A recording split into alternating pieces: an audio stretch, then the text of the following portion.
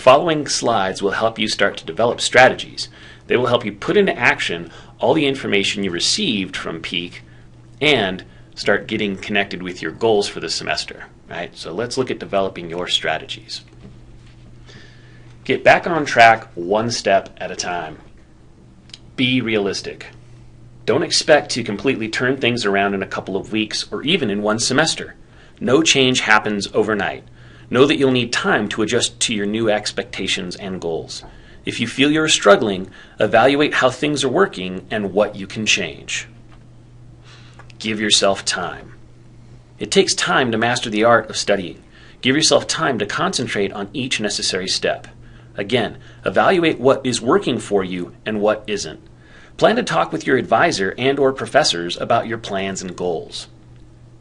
Find campus resources. Find those resources that will help you develop your academic skills. Remember, you can see a list of resources on the main Peak page in RamCT and on the Peak self-assessment sheet. Campus resources can give you support as you master the art of studying. You should seek and find support at the beginning of the semester. Don't wait for an emergency to arise. So let's talk about establishing goals. Establishing goals can rely on many variables. As you make goals, try to be smart, be balanced, and be proactive. Remember the SMART goals we talked about earlier and refer to the goal setting worksheet on the main RamCT page. Remember to write down your goals. Goals that only live in your mind are just wishful thinking. Most importantly, when you set these goals, you can then ramp up your willpower to meet these goals. Think about smokers who feel motivated to quit. It's not the motivation that helps them, it's willpower. Their goal is to quit, so they have willpower to see them through even when they really want to smoke. So what are your goals? How will you make it through rough spots? How will you summon your willpower? Willpower is stronger and more consistent than motivation. Willpower is a choice. Great info. Thanks, Elliot. So let's look at balancing your schedule. Being a student is a full-time job. Remember the full grid we drafted up earlier? 15 credits of class will require 45 hours of class and study time per week. Make time for all your academic tasks. If you have to work, limit your work hours. If you're not working and feel you have too much free time, find a job or activity to be involved with on campus. Working on campus may allow more flexibility in your schedule, and your supervisor will understand that school is a priority. It's suggested that students who have to work no more than 10 to 15 hours per week. Students who work longer hours are usually less successful academically. If you have to work full-time, consider limiting your class schedule and talk to your advisor about what your thoughts are. Remember the schedule planning grid. If you have to work, then your work hours should be marked on your calendar, and you should recognize how this limits your ability to complete necessary academic work. So now that we've talked about setting and establishing these goals, let's talk about tracking your performance. Know the pulse of your academics. How can you improve your efforts and performance without knowing your current status? Remember, goals must be measurable, so you have to know what your current measurement or goal is.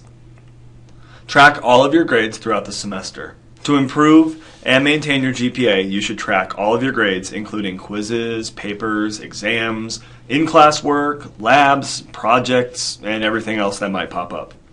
Reference the grade tracking sheet in the resources folder on the main RamCT Peak page.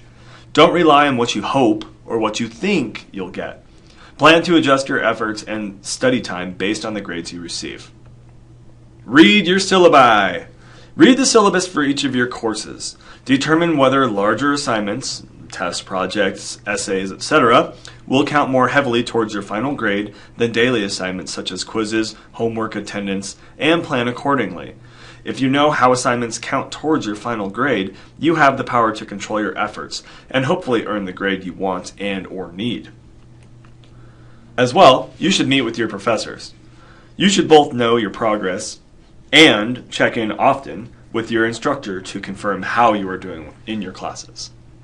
Last but certainly not least, use the GPA tools that we've talked about. Remember, you can use the Grade Predictor and Target GPA tools in RamWeb. You can find them at the bottom of the RamWeb homepage.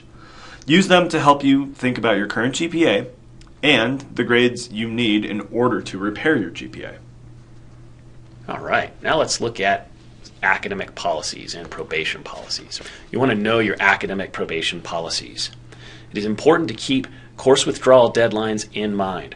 Course withdrawal may be an option for you so you don't further damage your GPA. Check the class schedule and individual courses for the specific course withdrawal dates. Other academic probation policies in place that might help students out include things like the repeat delete option, individual course withdrawal, university withdrawal. Keep in mind also, student financial aid policies out there may be impacted by your GPA and your performance in classes. Knowing these policies will help you repair and protect your GPA. So to bring all of these things to fruition, we ask you to meet with your academic advisor. Know your advisor. Remember, advisors are your resource. Advisors can help you with programs of study, finding clubs, organizations, or internships, and also provide you access to campus resources. They also can provide you with insight on balancing your schedule and helping to plan and work towards your attainable goals. Make appointments to discuss probation. Plan to meet with your advisor 2 to 3 times this semester to discuss your starting point, where you're at, or your progress, what challenges you see, and needs and successes. Be prepared. When you go in to meet with your academic advisor, be prepared to discuss your difficulties and what you feel you can change. For your peak appointment, you must bring your self-assessment from this online course.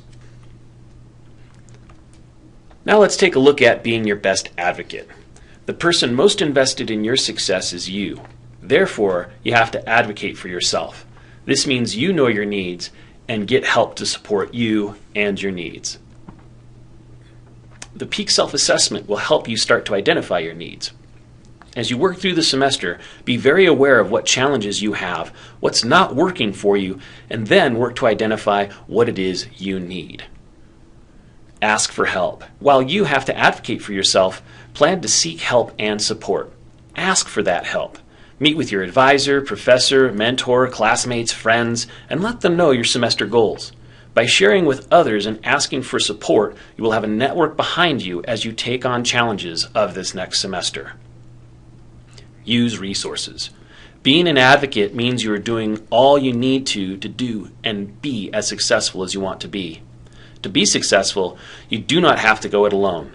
Again, know your needs, ask for help, and seek resources that will help you be the best that you can be. The Tilt Building on the Oval and the CSU Library near the Plaza are great places to find and utilize resources. So, utilizing the information provided in this presentation, we know that you can be successful at CSU. You can do it. Great. Ready to wrap this up, Elliot? Ready indeed. All right. Ladies and gentlemen, this concludes the peak presentation. High fives. So, what you need to do now is go to RamCT and take the peak quiz. As well, don't forget to complete your self-assessment that you're going to bring in to your advising meeting with your advisor. And you're going to call CASA at this phone number here to schedule your peak appointment. Thanks for bearing with us, folks, and we look forward to seeing you.